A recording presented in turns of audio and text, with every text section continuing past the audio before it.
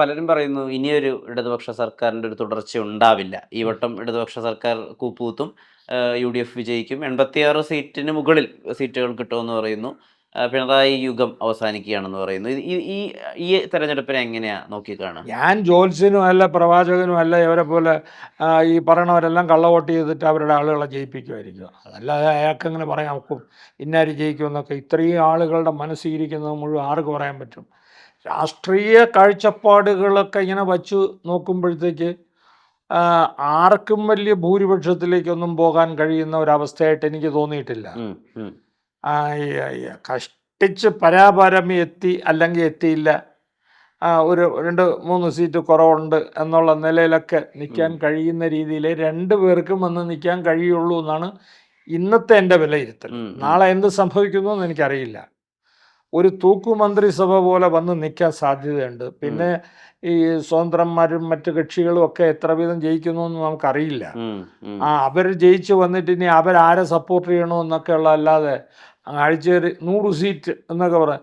ഞാൻ വേറൊരു കാര്യം പറയും. ഇവിടെ എപ്പോഴും 24 മണിക്കൂറും നമ്മൾ പറയാറുണ്ട്, മുഖ്യമന്ത്രി പിണറായി വിജയൻ ധാർഷ്ട്യത്തിൻ്റെ ആളാണെന്ന് നിങ്ങൾ പറയാറുണ്ട്. ഇല്ലേ എന്ന് പറയാറുണ്ട്.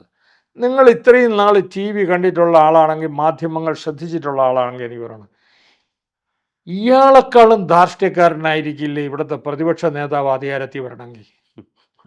പ്രതിപക്ഷ നേതാവായിട്ടിരിക്കുമ്പം തന്നെ ഇയാൾ കാണിക്കുന്ന ബഹളവും കാര്യങ്ങളും, അയാൾ മര്യാദയ്ക്കൊരു വാക്ക് സംസാരിച്ചിട്ടുണ്ട്. രാവിലെ ഇറങ്ങുന്നു, അയാൾ കുളിച്ച് ശുഭ്രവസ്ത്രധാരിയായിട്ട് മേക്കപ്പ് ചെയ്ത് ഇങ്ങോട്ട് വന്നിട്ട് എന്ത് കാര്യം വന്നാലും പിണറായി വിജയൻ രാജിവെക്കണം. ഇവിടുത്തെ പ്രതിപക്ഷം എന്ത് ചെയ്തതെന്നാണ് നിങ്ങൾ പറയണത്?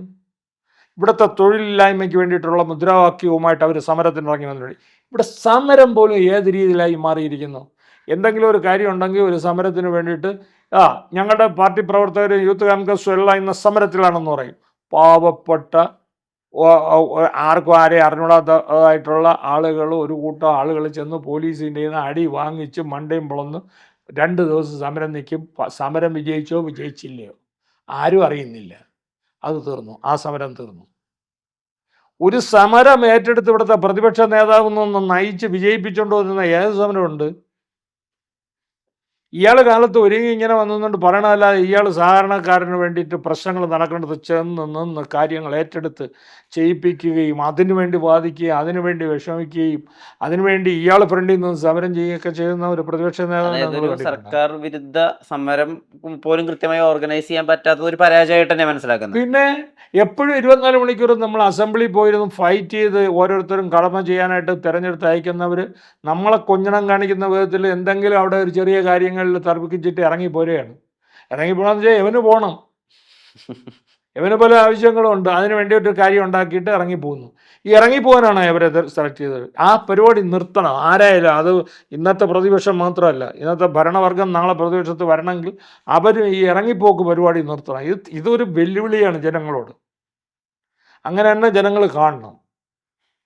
ഇത് ഇങ്ങനെയൊന്നും ചെയ്യരുത്. അതുപോലെ ഇവിടുത്തെ വിലക്കയറ്റത്തിന് വേണ്ടി ഇവർ ആരെന്ത് സമരം ചെയ്ത്? ഇവിടെ എന്ത് കാര്യത്തിന് വേണ്ടിയിട്ടാണ് ആളുകൾ ഈ പ്രതിപക്ഷം ഇവിടെ എന്തെങ്കിലും ചെയ്തിട്ടുണ്ടെങ്കിൽ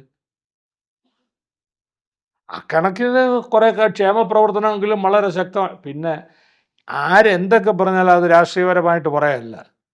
ഈ നാട്ടിൽ വികസനം നടന്നിട്ടില്ല എന്ന് നിങ്ങൾക്ക് പറയാം? ആർക്കെങ്കിലും പറയാമോ? നെഞ്ചി കൈ വെച്ചിട്ട് ഈ നാട്ടിൽ കഴിഞ്ഞ കാലത്തിനേക്കാളും ബെറ്റർ വികസനം നടത്തിയ ഒരു സമയമല്ലെന്ന് പറയാമോ? അന്തസ്സായ പല മേഖലകളിലും അപാരമായി വികസനത്തിൻ്റെ രജതരേഖ ഉണ്ടാക്കിയിട്ടുള്ള ഗവൺമെൻറ്റാണ്. അതൊന്നുമില്ല എന്ന് പറയാനൊന്നും പറ്റില്ല. ഗവൺമെൻറ്റിന് കുറ്റമില്ല എന്ന് ഞാൻ പറയുന്നില്ല, മുഖ്യമന്ത്രി ക്ഷുഭിതനാകുന്നില്ല എന്ന് ഞാൻ പറയുന്നില്ല. പക്ഷേ അപ്പോഴും നിങ്ങൾ നോക്കേണ്ടത് ഇവിടെ എല്ലാവരും എടുത്തെടുത്ത് കാണും, കണക്ക് പുറത്ത് എന്ന് പറഞ്ഞ് തന്നെയാണ് കാണിക്കുന്നത്. ഇയാൾ പത്രസമ്മേളനത്തിൽ ഇരുന്ന് പറയണ ഇന്നലെയും കാണിച്ചിട്ടുള്ള ഒരു സംഭവമുണ്ട്. കാരണം മര്യാദയ്ക്കിരുന്നുള്ള ഒരു അക്ഷരം ശരിയില്ല, എപ്പം പിടിച്ച് വെളിയിലാക്കുമെന്ന് ഈ പ്രതിപക്ഷ നേതാവ് പറയുന്ന പത്രസമ്മേളനം ഉണ്ടായിട്ടുണ്ട്. അതാരെങ്കിലും എടുത്ത് കാണിക്കുന്നുണ്ടോ? പറയുന്നുണ്ടോ? എത്ര ഭീകരമായിട്ടാണ് അയാൾ പ്രസൻറ്റ് ചെയ്യിച്ചിട്ട് ആ പത്രക്കാരൻ്റെ വായടപ്പിക്കുന്നത്? ഇയാളുടെയൊക്കെ ഊച്ചാളി പീസ് കാണിക്കാനുള്ളതാണ്. ജനാധിപത്യത്തിൽ പത്രക്കാരോടത്ത് എങ്ങനെയാണോ സംസാരിക്കേണ്ടത് അതൊക്കെയാണ് എടുത്തു വെച്ച് ചൂണ്ടിക്കാണിക്കേണ്ടത്. പിന്നെ നമ്മളൊന്നും ഇതൊന്നും പറയാതെ വരുമ്പോഴത്തേക്ക് നിങ്ങളെപ്പോലെ ഉള്ളവർ വീട്ടിനകത്ത് വന്ന് കയറി നമ്മളെ എടുത്തിട്ട് കുത്തി പറയിപ്പിച്ച് ചെയ്യണതാണ്. ഞങ്ങളൊന്നും ഇതൊന്നും പറയാനോ കാര്യങ്ങളോ ആരെങ്കിലും കൊച്ചാക്കാനോ അവരൊക്കെ പ്രതിപക്ഷ അല്ല, നേതാവ് ഇത്രയും കാലത്തെ കോൺഗ്രസ് ചരിത്രത്തിന്റെ ഒരു നാൾ വഴി നിരീക്ഷിച്ചൊരു രാഷ്ട്രീയ നിരീക്ഷകൻ എന്നുള്ള രീതിയിൽ ശരിക്കും മുഖ്യമന്ത്രി യോഗം അല്ലെങ്കിൽ ഊഴം ശരിക്കും രമേശ് ചെന്നിത്തലയ്ക്കല്ലേ വന്നു പോയിക്കണ്ടേ? അതൊക്കെ അവരുടെ ഉൾപ്പാർട്ടി. രമേശ് ചെന്നിത്തല അർഹനാണ്, അർഹനാണ്. യാതൊരു സംശയം. പിന്നെ കുറച്ച് സൗമ്യതയുണ്ട്.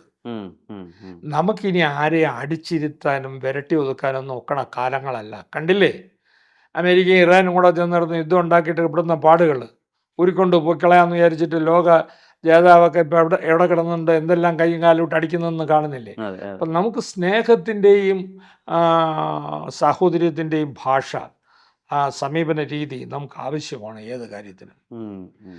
അതിലൂടെ ഇനി കാര്യങ്ങൾ കണ്ടെടുക്കാൻ പറ്റുള്ളൂ. മനസ്സിലായില്ലേ? Yes, yes, yes. അപ്പോൾ ആ രീതി സ്വീകരിക്കണം. അല്ല വന്നുകൊണ്ട് എന്നൊക്കെ പറഞ്ഞാൽ ഇതിൻ്റെ അപ്പുറം വരട്ടി കാണിച്ചു കൊടുക്കാം നമുക്ക്. 2-3 സ്റ്റേറ്റ്മെന്റ്സ് ഇപ്പം മുൻകാലങ്ങളിൽ പറഞ്ഞ 2-3 സ്റ്റേറ്റ്മെന്റ്സിനെ പറ്റിയിട്ടുള്ള കുറച്ചുകൂടി ക്ലാരിറ്റിയോടുകൂടി ചോദിക്കണമെന്ന് വിചാരിക്കുന്നു. അതിലൊന്ന് പറഞ്ഞിട്ടുണ്ടായിരുന്നത് പേരറിയാത്തവർ എന്നുള്ള ചലച്ചിത്രത്തിന് വേണ്ടിയിട്ട് സുരാജ് വെഞ്ഞാറമൂടിന് അവാർഡ് കിട്ടിയ സമയത്ത്, നാഷണൽ അവാർഡ് കിട്ടിയ സമയത്ത് സാർ പറഞ്ഞൊരു സ്റ്റേറ്റ്മെന്റ് വളരെയധികം വാലിഡ് ആയിരുന്നു. എന്താണ്? അതായത് ആ അവാർഡ് സുരാജ് വെഞ്ഞാറമൂടിന് കിട്ടാൻ കാരണം അവാർഡ് സമിതിയിൽ ഒരു മലയാളി പോലും ഉണ്ടായിരുന്നില്ല എന്നുള്ളത് കൊണ്ടായിരുന്നു എന്നുള്ളതാണ്.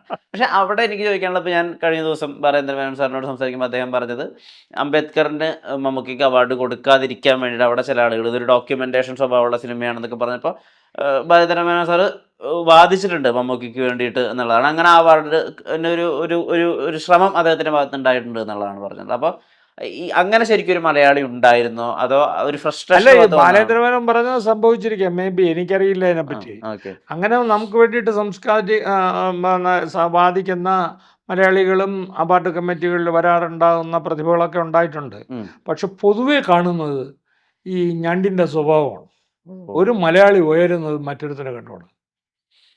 ഞാനിപ്പോൾ ആരുടെയും പേര് പറയുന്നില്ല. ഞാൻ ഈ അഭിനയിക്കാൻ വന്നപ്പോഴത്തേക്ക് എന്നെ ഉപദ്രവിച്ച നടന്മാർ വേറെ ഉണ്ട്. വളരെ പ്രശസ്തനായ ആൾക്കാരൊക്കെ, പേര് ഞാൻ പറയുന്നില്ല, കാരണം അവരൊക്കെ ചിലരൊക്കെ കാലഹരണപ്പെട്ടൊക്കെ പോയവരാണ്. അപ്പോൾ അതൊന്നും പറഞ്ഞിട്ട് ആരെയും എന്ത് രീതിയിലാണ് ഉപദ്രവിക്കുന്നത്?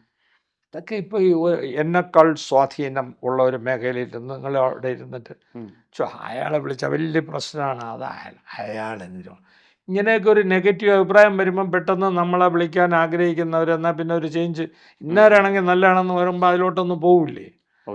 പിന്നെ സ്വാധീനമുള്ളിടത്ത് അയാൾ വേണ്ടാന്ന് തന്നെ പറയാം. മനസ്സിലായി? അങ്ങനെയൊക്കെ അവർ ഒരുപാട് സംഭവങ്ങളുണ്ട്. ഇതൊന്നും നമുക്ക് പ്രശ്നമല്ല. ഈ സംഭവങ്ങളൊന്നും ഞാൻ പാടിക്കൊണ്ട് നടന്നിട്ടുമില്ല, ഞാൻ കണക്കാക്കിയിട്ടുമില്ല. അങ്ങനെയൊക്കെ ഉള്ളവർ അവരുടെ അവസാന കാലത്തിൽ എന്നെപ്പറ്റി നല്ലത് എഴുതിയിട്ടുണ്ട്. കാരണം ഞാൻ അവരോട് പെരുമാറിയ രീതി അവർക്ക് ഹൃദയത്തിൽ കൊണ്ടു. അപ്പോൾ അവർ നല്ല അഭിപ്രായവും പറഞ്ഞിട്ടുണ്ട്. ഇതൊന്നും ഞാൻ കണക്കാക്കുന്ന ആളല്ല. കാരണം നമുക്ക് വരാനുള്ളത് വരും. നമുക്കിത്രയേ ഉള്ളൂ. എനിക്ക് ആരോടും അസൂയയില്ല. എനിക്ക് മമ്മൂട്ടിയും മോഹൻലാലും ആവണമെന്ന് ആഗ്രഹിച്ചിരുന്ന് സിനിമയിൽ വന്നിരിക്കാം. പക്ഷെ അതൊന്നും ആവാത്തതിലൊന്നും ഒരു കുറ്റബോധമില്ല. കാരണം അവരെ അടുത്ത് നിൽക്കാനുള്ള യോഗ്യതയൊന്നും നമുക്കില്ല, നമ്മളായില്ല. പക്ഷെ ഞാൻ വന്ന 66 എൻ്റെ കൂടെ മദ്രാസിലുണ്ടായിരുന്ന ഒരുപാട് പേരെക്കാളും മെച്ചപ്പെട്ട ഒരു ലൈഫിലേക്ക് ഞാൻ എത്തി. അതൊരു നേട്ടമാണ്. അത് സംതൃപ്തിപ്പെട്ട പോരെ. ഞാൻ പടമൊക്കെ പ്രൊഡ്യൂസ് ചെയ്ത് ഒരുപാട് നഷ്ടം വന്ന കാണാം. അതെല്ലാം നിമിത്തി ഇന്ന് സുഖകരമായിട്ട് എൻ്റെ ഫാമിലി ലൈഫ് പോണ രീതിയിലേക്ക് ആയി വന്നിട്ട് എനിക്ക് അത്യാവശ്യത്തിന് അഭിനയിക്കാനും ഒരു നടൻ എന്നുള്ള നിലയിൽ എവിടെ ചെന്നാലും ആളുകൾ അറിയപ്പെടുകയും സ്വീകരിക്കുക, അത്രയാണ് എൻ്റെ വിധി എന്ന് വിചാരിച്ചിട്ട് അതുകൊണ്ട് തൃപ്തിപ്പെടാൻ പഠിക്കണം. നമ്മളല്ലാതെ പരാതി പറഞ്ഞ് നടന്നിട്ട് കാര്യം എന്തോ, ഇത്രയും കിട്ടിയതിന് ഭാഗ്യം എന്ന് പറഞ്ഞിട്ട് ഉള്ളതുകൊണ്ട് തൃപ്തിപ്പെടുക എന്നുള്ളത്.